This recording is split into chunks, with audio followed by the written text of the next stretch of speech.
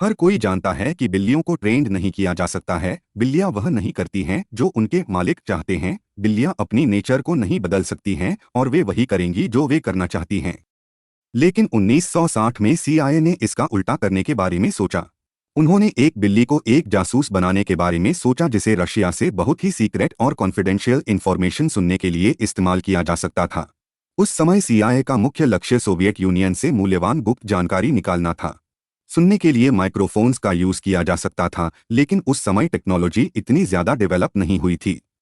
Operation acoustic kitty एक top secret plan था जिसमें बिल्लियों को लेटेस्ट टेक्नोलॉजीज के इक्विपमेंट्स से ट्रेंड किया जाता था और जिसका इस्तेमाल सीआईए रशिया से सीक्रेट इंफॉर्मेशन निकालने के लिए इस्तेमाल करना चाहती थी।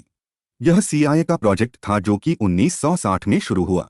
बिल्लियों को इस्तेमाल करने के पीछे कहीं लॉजिक्स थे, जैसे बिल्लियां जहां चाहे जा सकती थी, फेंसेस को क्रॉस कर सकती थी, दरवाजों के नीचे से निकल सकती थी और सिक्योरिटी गार्ड्स से वह डरती भी नहीं थी। बिल्ली को एक सर्जन द्वारा उसके कान में माइक्रोफोन लगाया गया था। फिर उसकी खोपड़ी के नीचे एक छोटा सा रेडियो ट्रांसमीटर भी फिट किया गया था और उसके शरीर में एक बैटरी को भी छुपाया गया था। साथ में सर्जन ने उस बिल्ली के बालों के अंदर एक एंटीना भी फिट कर दिया था।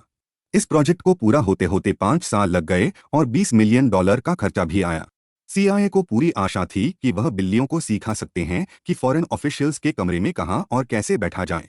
इस तरह बिल्लियां गुप्त रूप से किसी की भी निजी या प्राइवेट बातचीत को सीआईए को ट्रांसफर कर सकती थी। इस मिशन का पहला प्रोजेक्ट वॉशिंगटन डी.सी में सोवियत एम्बेसी के बाहर एक पार्क में 2 आदमियों की बातचीत सुनना था। बिल्ली को पार्क में भेजा गया, लेकिन वह बिल्ली सड़क पर चली गई जिससे उसकी एक टैक्सी के नीचे आकर मृत्यु हो गई। सीआईए ने एक बिल्ली को स्पाई करने के लिए चुना, लेकिन उन्होंने कभी सोचा नहीं था कि बिल्लियों को ट्रेन करना बहुत मुश्किल काम है।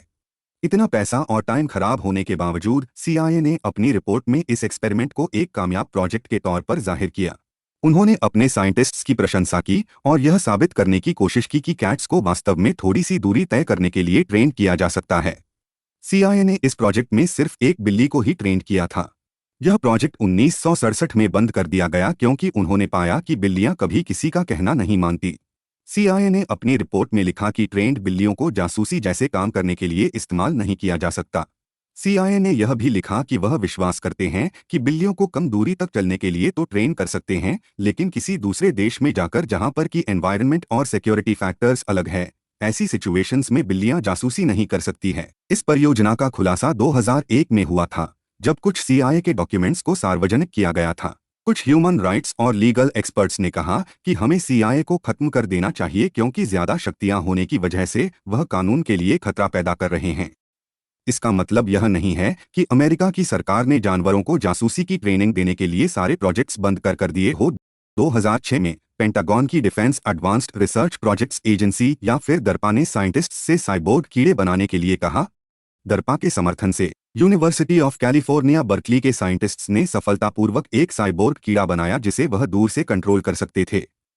कुछ ऐसे प्रोजेक्ट्स और अफवाहें हैं जिससे पता चलता है कि और देशों ने भी जानवरों का इस्तेमाल जासूसी में किया था। तो चलिए जानते हैं उनके बारे में। यूएस नेवी ने इस बात को माना है कि उन्होंने डॉल्फिन्स को पानी के नीचे माइनिंग करने के लिए ट्रेनिंग दी थी, लेकिन कि लोगों का यह भी कहना है कि यूएस नेवी ने डॉल्फिन्स का इस्तेमाल जासूसी करने और दुश्मनों से खुफिया जानकारी इकट्ठा करने के लिए भी इस्तेमाल किया था। रशिया ने कन्फर्म किया है कि वह मिलिट्री ऑपरेशंस के लिए बेलुगा भेड़ का उपयोग करता है। यूएस नेवी ने कई इन्वेस्टिगेशंस के लिए सी लायंस का उपयोग किया है। दुश्मन लड़ाकों को पहचानने के लिए अमेरिका ने कबूतरों का इस्तेमाल किया था। फर्स्ट वर्ल्ड वॉर में बटालियनों के बीच मैसेजेस पहुंचाने के लिए कबूतरों का इस्तेमाल किया गया था। अमेरिकी सेना ने जासूसी के लिए रेवंस या फिर कौवों का भी इस्तेमाल किया है। रेवेंस पैटर्न्स का पता लगाने में अच्छे हैं, इसलिए उनका उपयोग दुश्मन लड़ाकों को पहचानने के लिए किया जाता था। 2007 में जब ईरानियन इंटेलिजेंस सर्विसेज ने एक न्यूक्लियर प्लांट के पास 14 गिलहरियों को पकड़ा था। गिलहरियां विदेशी एजेंसियों के जासूसी उपकरण ले जा रही थीं और कार्रवाई करने से पहले ही उन्हें रोक दिया गया। 2011 में एक सऊदी अरब शिकारी ने एक ग्रिफॉन गिद्ध को पकड़ा और उसके पैर पर टेल अविव यूनिवर्सिटी का टैग पाया। यह कहानी जनता और न्यूज एजेंसीज में फैल गई, जिन्होंने इजराइल पर जासूसी के लिए पक्षी का इस्तेमाल करने का आरोप लगाया। सूडान ने 1970 के दशक में जासूसी के लिए पेलिकन का उपयोग करने के लिए इजराइल की मोसाद सेवा पर आरोप लगाया। दोनों देशों के बीच डिप्लोमेटिक रिलेशंस नहीं थे, जिससे इजरायली वैज्ञानिकों के लिए 2011 में एक पेलिकन को बचाना मुश्किल हो गया था। जिसे इजरायली जीपीएस तकनीक से टैग किया गया था और सूडान में पकड़ लिया गया था। ऐसे और भी कई उदाहरण हैं जहां जानवरों का इस्तेमाल दूसरे देशों की जासूसी करने के लिए किया जाता था। हालांकि गोपनीयता के कारण देशों और उनके सीक्रेट प्रोजेक्ट्स के बारे में पूरी जानकारी प्राप्त करना कठिन है। इस वीडियो को देखने के लिए धन्यवाद। कृपया हमारे चैनल को सब्सक्राइब करें और नोटिफिकेशन बेल दबाना न भूलें।